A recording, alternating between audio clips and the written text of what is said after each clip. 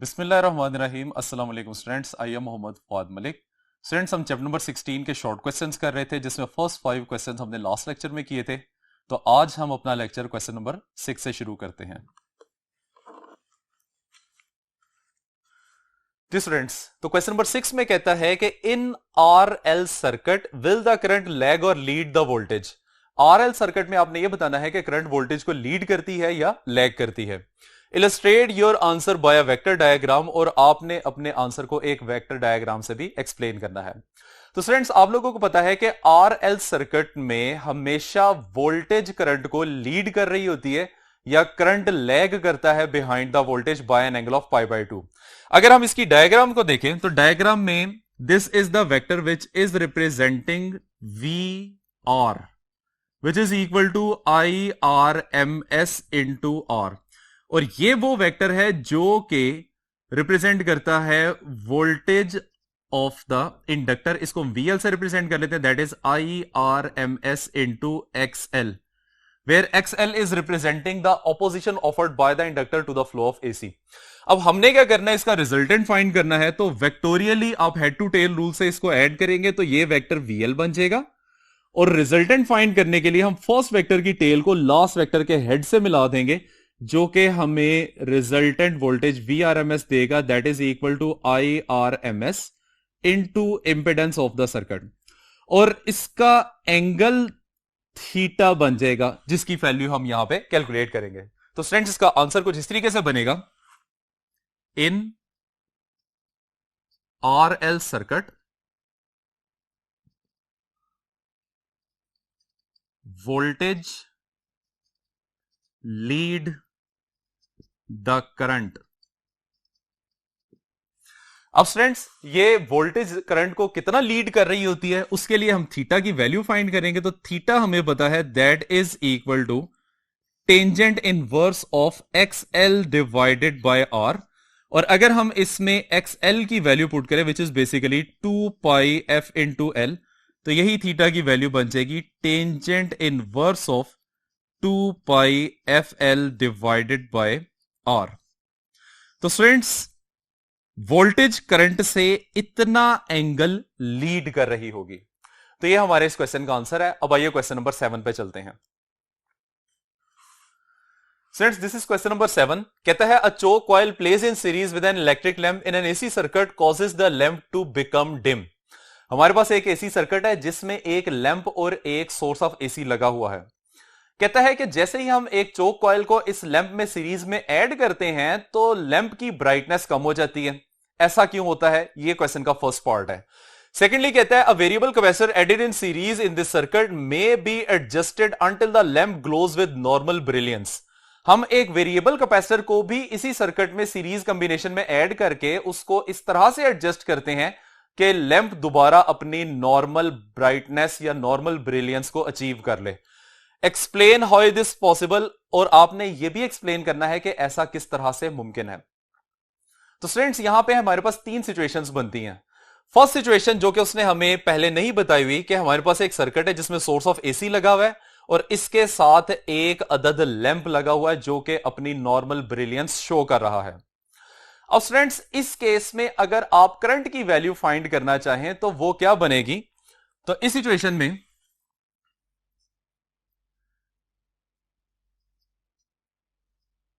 The current in circuit before choke is placed। अब students, अगर आप गौर करें तो यहां पे सिर्फ एक सोर्स ऑफ एनर्जी लगा हुआ है और उसके साथ एक लैंप लगाया हुआ है। अगर हम सपोज कर लें कि resistance of the lamp capital R के इक्वल है, तो फ्लो करने वाला करंट, उसकी वैल्यू बाय ओहम्स लॉ निकल आएगी, I is equal to V divided by R. यानी कि इनिशियली लैंप में से पास करने वाला करंट आई के इक्वल है। अब स्टूडेंट्स, हम इस सिचुएशन के अंदर सीरीज कॉम्बिनेशन में एक चोक कॉइल को ऐड करते हैं। तो जैसे ही आप चोक कॉइल को ऐड करेंगे लैंप की ब्राइटनेस कम हो जाएगी। उसकी रीजन ये है कि चोक कॉइल बेसिकली एक ऐसा डिवाइस है जो कि करंट को एसी सर्किट में कंट्रोल करता है, यानी उसके फ्लो को अपोज करता है। और दूसरी तरीके से आप इसको देख सकते हैं कि यहां पे इंडक्टर जिसकी ऑपोजिशन को XL से रिप्रेजेंट किया हुआ है, ये लैंप की रेजिस्टेंस के साथ सीरीज कॉम्बिनेशन में, और डेफिनेटली ये सर्किट की नेट इंपेडेंस को बढ़ाना शुरू कर रही है। अब स्टूडेंट्स, जब सर्किट की इंपेडेंस इंक्रीज करेगी तो लैंप में से फ्लो करने वाला करंट डिक्रीज होगा, जिसकी वजह से इसकी ब्राइटनेस कम होना शुरू हो जाती है। तो ये हमारे पास सेकंड केस बन जाएगा, when choke coil is placed। तो इस सिचुएशन में सर्किट की नेट इंपेडेंस जो है वो इक्वल आ जाएगी Z is equal to XL square plus R square. और अगर मैं लैंप में से पास करने वाला करंट फाइंड करूं तो करंट का रिलेशन क्या बनेगा, according to Ohm's law I is equal to V divided by Z। इसको हम I प्राइम का नाम दे लेते हैं। अब स्टूडेंट्स, आप इन दोनों रिलेशन से देख सकते हैं कि I प्राइम की वैल्यू लेस है I से, और यही वजह है कि लैंप की ब्राइटनेस कम हो जाती है।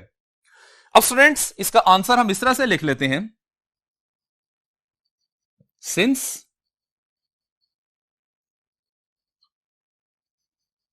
choke coil opposes the flow of AC, so lamp become dim। अब स्टूडेंट्स, चलते हैं क्वेश्चन के सेकंड पार्ट पे, जिसमें वो कहता है कि एक वेरिएबल कैपेसिटर को आप इंडक्टर के साथ या चोक कॉइल के साथ सीरीज में ऐड कर देते हैं। फिर आपने उस कैपेसिटर को इस तरह से एडजस्ट करना है कि लैंप दोबारा अपनी नॉर्मल ब्रिलियंस पे आ जाए। तो ये हमारे पास सिचुएशन इस तरीके से बन जाएगी कि अब इंडक्टर की ऑपोजिशन XL, कैपेसिटर की ऑपोजिशन XC और लैंप की रेजिस्टेंस R, ये तीनों सीरीज कॉम्बिनेशन में लगे हुए हैं। लेकिन स्टूडेंट्स, यहां पे हमें एक बात पता है कि इंडक्टर की ऑपोजिशन XL और कैपेसिटर की ऑपोजिशन XC, ये दोनों एक दूसरे के अगेंस्ट काम करते हैं, एक दूसरे को अपोज करते हैं। तो हमने इस वेरिएबल कैपेसिटर को इस तरह से एडजस्ट करना है कि इंडक्टर की ऑपोजिशन और कैपेसिटर की ऑपोजिशन दोनों एक दूसरे के इक्वल आ जाएं, और इस सिचुएशन में ये दोनों डिवाइसेस एक दूसरे के इफेक्ट को खत्म कर देंगे, मतलब कि ये दोनों डिवाइसेस सर्किट में लगे ही नहीं हुए। और इस सिचुएशन में अगर आप गौर करें तो फिर हमारे पास सर्किट की टोटल रेजिस्टेंस कैपिटल R के इक्वल, और उसमें फ्लो करने वाला करंट अगर हम कैलकुलेट करें तो वो कैपिटल I के इक्वल आ जाएगा, जिसकी वजह से लैंप दोबारा अपनी नॉर्मल ब्रिलियंस पे आ जाता है। तो स्टूडेंट्स, इसका आंसर कुछ इस तरीके से बनेगा, with variable capacitor in series, circuit की इंपेडेंस बनेगी Z is equal to under root of R square plus XL minus XC square. अब स्टूडेंट्स, आपने कैपेसिटर को इस तरह से एडजस्ट करना था कि हम इस कंडीशन को अचीव कर लेते कि XL इक्वल आ रहा है XC के, और जब ये दोनों वैल्यूज इक्वल होंगी तो इस फैक्टर का आंसर 0 के इक्वल हो जाएगा, यानी कि अंडर रूट R स्क्वेयर बनेगा, जो कैंसलेशन के बाद इंपेडेंस की वैल्यू R के इक्वल आ जाएगी।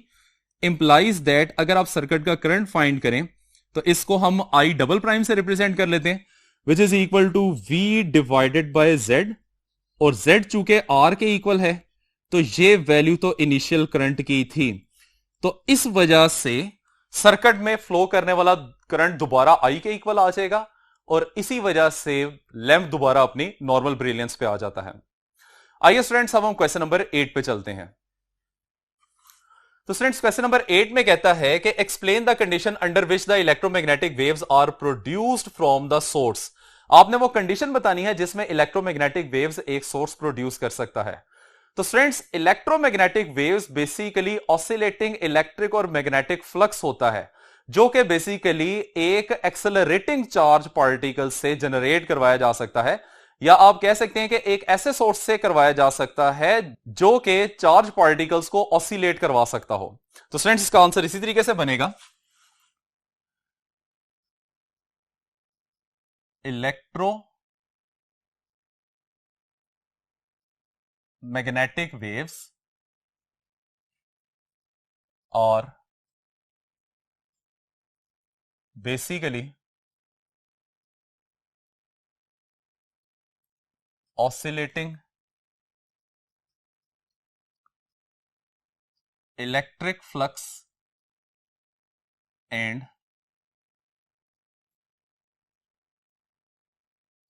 magnetic flux through some region of space. This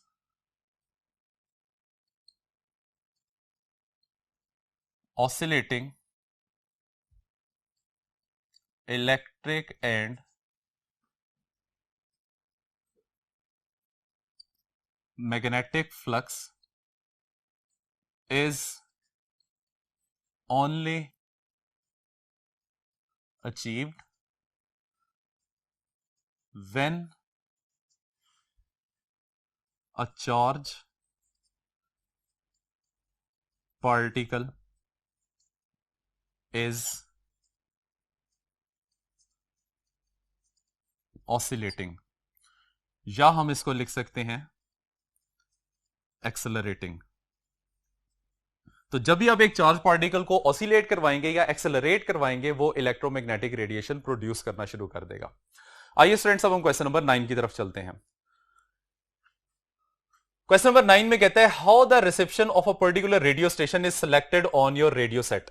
हम अपने रेडियो सेट के ऊपर एक खास किस्म का रेडियो स्टेशन जो हम सुनना चाहते हैं उसको किस तरीके से सिलेक्ट करते हैं। स्टूडेंट्स, आप लोगों को पता है कि रेडियो में बेसिकली एलसी पैरेलल सर्किट लगा होता है जिसमें कैपेसिटर वेरिएबल यूज किया जाता है। तो स्टूडेंट्स, जब आप रेडियो की नॉब को रोटेट करते हैं तो एक्चुअली आप सर्किट में लगे हुए कैपेसिटर की कैपेसिटेंस को चेंज कर रहे होते हैं, जिसकी वजह से बाय दिस फॉर्मूला सर्किट की रेजिस्टेंस, सर्किट की फ्रीक्वेंसी चेंज होती है। और जैसे ही ये फ्रीक्वेंसी उस सिग्नल की फ्रीक्वेंसी के इक्वल आ जाती है, इस सिचुएशन में रेजोनेंस होना शुरू हो जाती है। और स्टूडेंट्स, आप लोगों को पता है कि रेजोनेंस के दौरान मैक्सिमम एनर्जी एब्जॉर्ब की जाती है और उस एनर्जी के कॉरेस्पॉन्डिंग जो भी इंफॉर्मेशन होती है, जो भी चैनल होता है, आपका रेडियो सेट उसको कैच करना शुरू कर देता है। तो स्टूडेंट्स, इस क्वेश्चन का आंसर पेज नंबर 30 के लास्ट पे और पेज नंबर 31 के टॉप पैराग्राफ में दिया गया है। और स्टूडेंट्स, क्वेश्चन नंबर 10 बेसिकली इसी चैप्टर का लास्ट आर्टिकल है, जिसमें आपने यह बताना है कि एम्पलीट्यूड मॉड्यूलेशन और फ्रीक्वेंसी मॉड्यूलेशन क्या होती है। तो इसमें स्टूडेंट्स, आप लोगों ने याद रखना है कि 3 चीजें लाजमी होनी चाहिए। जब आप एम्पलीट्यूड मॉड्यूलेशन की बात करें तो एम्पलीट्यूड मॉड्यूलेशन की डेफिनेशन, उसकी डायग्राम और साथ उसकी फ्रीक्वेंसी रेंज। और इसी तरीके से फ्रीक्वेंसी मॉड्यूलेशन की डेफिनेशन, उसकी डायग्राम और साथ में उसकी जो रेंज उसने आपको बताई हुई है, ये आप लोगों ने लिखनी है। तो फ्रेंड्स, ये है हमारा आज का लेक्चर। उम्मीद करते हैं कि आपको समझ आ गया होगा। इजाजत चाहते हैं, अल्लाह हाफिज।